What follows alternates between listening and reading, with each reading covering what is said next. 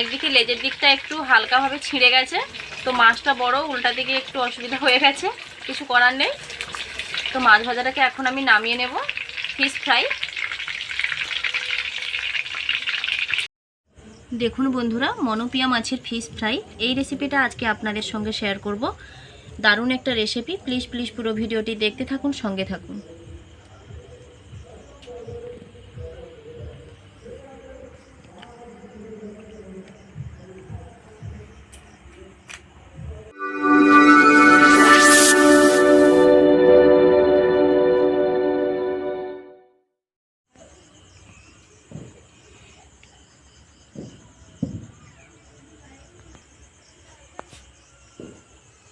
নমস্কার বন্ধুরা, দেবযানী রান্নাঘর ডবল এইটে আপনাদের স্বাগত জানাই। আজকে একটা মনোপিয়া মাছ নিয়েছি। দেখুন কত বড় মাছটা, খুব বড় সাইজের একটা মনোপিয়া মাছ নিয়েছি। মাছের মানে তন্দুরি খেয়েছেন, মাছের কষা খেয়েছেন, তো আজকে মাছের ফ্রাই করব। আজকে একদমই এই মনোপিয়া মাছটা, গোটা মাছটাকে ডিপ ফ্রাই করব, সেই রেসিপি আপনাদের সঙ্গে শেয়ার করব। তাই প্লিজ প্লিজ পুরো ভিডিওটি দেখতে থাকুন, সঙ্গে থাকুন। গোটা মাছটাকে ডিপ ফ্রাই করার জন্য আমি একটা ছুরি নিয়েছি, আর সাইড দিয়ে কেটে দেব মাছটা। তাহলে একটু তেল, মাল মশলা যা কিছু দেব খুব ভালোভাবে ঢুকবে মাছের মধ্যে।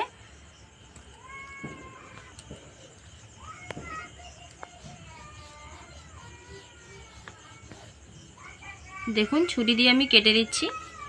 একটু বাঁকানো বাঁকানো সাইজের কাটছি দেখতে ভালো লাগার জন্য, তবে আপনারা সোজাও কাটতে পারেন। ছুরিটাতে একটু ধার কম আছে, বিভিন্ন জায়গায় কেটে কেটে ধারটা বসে গেছে ছুরিটাতে, তাই একটু বেশি সময় ধরে ছুরিটা কাটতে হচ্ছে।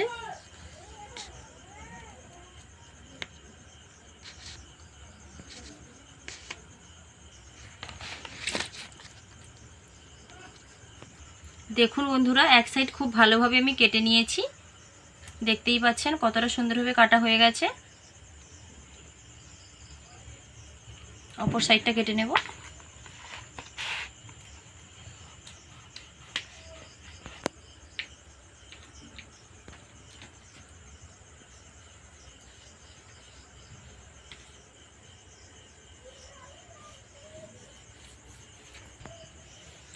দুই দিক আমি খুব সুন্দরভাবে কেটে নিয়েছি। দেখুন আমি আগে থেকে লবণটা মাখিয়ে রেখেছি, এখন হলুদের গুঁড়ো দিয়ে দেব, লঙ্কার গুঁড়ো দেব,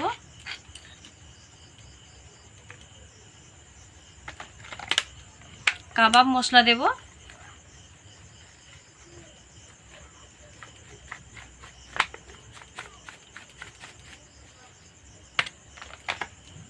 একদিক খুব ভালোভাবে মাখিয়ে দেব।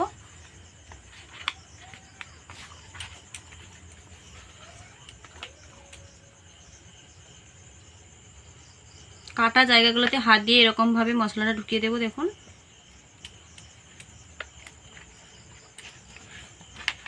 আর মাছটার পেটটা আমি খুব ভালোভাবে পরিষ্কার করে নিয়েছি। আঙ্গুল দিয়ে আমি লবণ হলুদটা মাখিয়ে দেব ভেতরের দিকে।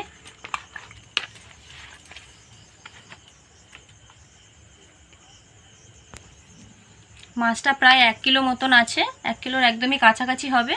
তবে আপনারা এরকম বড় সাইজের মাছ না নিয়েও ছোট সাইজের মাছ দিয়ে এরকম ডিপ ফ্রাই করতে পারেন। অপর দিক উল্টে দিচ্ছি, এদিকটাতে হলুদের গুঁড়ো দিয়ে দিচ্ছি,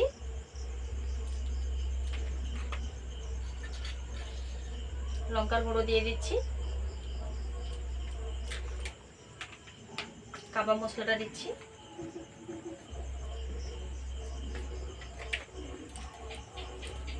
খুব ভালোভাবে মাখিয়ে দেব।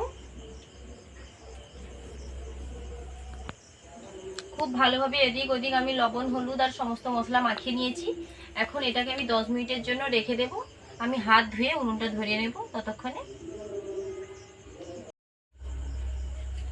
দেখুন উনুনটা ধরিয়ে নিয়েছি, কড়াইতে বেশ কিছুটা তেল দিয়ে দিয়েছি, আরও কিছুটা তেল দেব। তো বড় মাছ অনেকটা তেল লাগবে, ছোট মাছ হলে অল্প তেল, বড় মাছ হলে বেশি তেল।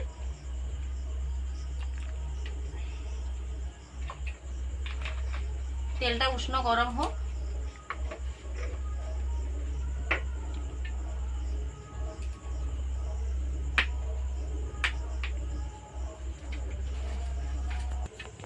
প্রায় 1 লিটারের কাছাকাছি তেলটা দিয়ে দিয়েছি। দেখুন কড়াতে বোঝা যাচ্ছে না, কিন্তু আমার বোতল দেখলে বোঝা যাবে যে আমি কতটা তেল দিয়ে দিয়েছি।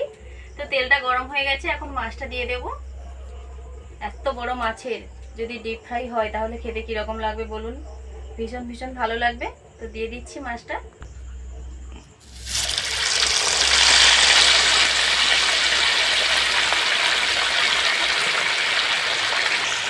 দেখুন বন্ধুরা, মাছটা এতটাই বড় যে কড়াতে ধরছে না, আর এর থেকে বিশেষ বড় কড়া আর নেই, তাই এটাতেই ভাজছি।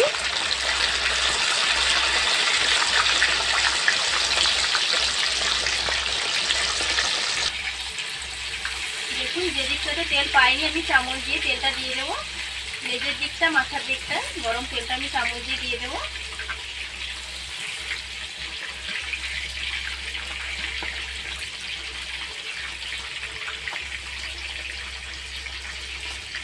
হালকা আঁচে উল্টে পাল্টে ভাজতে হবে। একবারে খুব বেশি আঁচ দিলে মাছটা হয়তো হয়ে যাবে কিন্তু ভেতরে হবে না, নরম থেকে যাবে, খেতে ভালো লাগবে না। তাই হালকা আঁচেই ভাজবো আমি।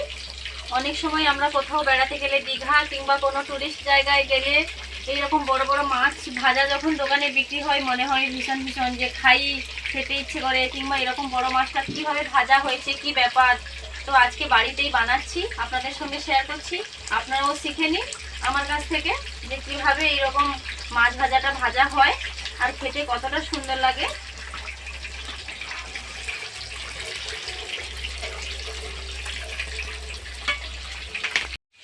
মনে হচ্ছে একদিক হয়ে গেছে, হালকা করে, সম্পূর্ণ একদিক হতে দেওয়া যাবে না, তাই একদিক আবার উল্টে দিচ্ছি।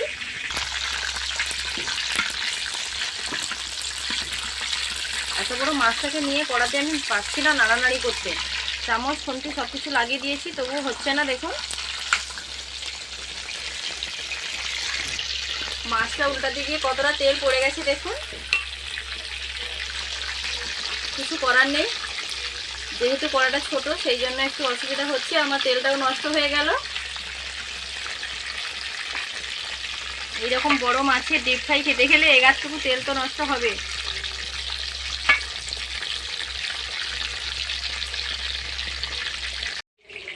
দেখুন বন্ধুরা, বেশ কয়েকবার আমি উল্টে পাল্টে মাছটাকে ভেজে নিয়েছি।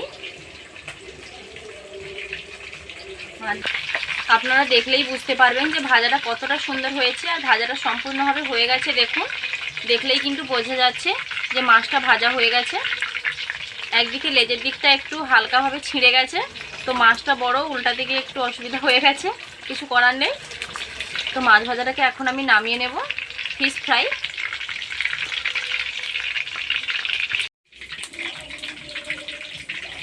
দেখুন, একটা ছান্তা দিয়ে মাছটাকে আমি তুলে ধরেছি, দেখতেই পাচ্ছেন কতটা সুন্দর লাগছে। দেখুন ফিশ ফ্রাই, মনোপিয়া মাছের ফিশ ফ্রাই। একটু তেলটা ঝারিয়ে নেব সাইড দিয়ে। বন্ধুরা, এই মনোপিয়া মাছের ফিশ ফ্রাই এই রেসিপিটি যদি আপনাদের ভালো লেগে থাকে প্লিজ লাইক, কমেন্ট ও শেয়ার করতে ভুলবেন না। এইরকম আরও নিত্য নতুন রান্নার ভিডিও পাওয়ার জন্য অবশ্যই আমার চ্যানেলটিকে সাবস্ক্রাইব করবেন, কারণ আপনাদের একটা সাবস্ক্রাইব আমাকে মনে অনেক উৎসাহ দেবে এইরকম নিত্য নতুন রান্নার ভিডিও বানানোর জন্য। তাই প্লিজ আমার চ্যানেলটিকে সাবস্ক্রাইব করবেন।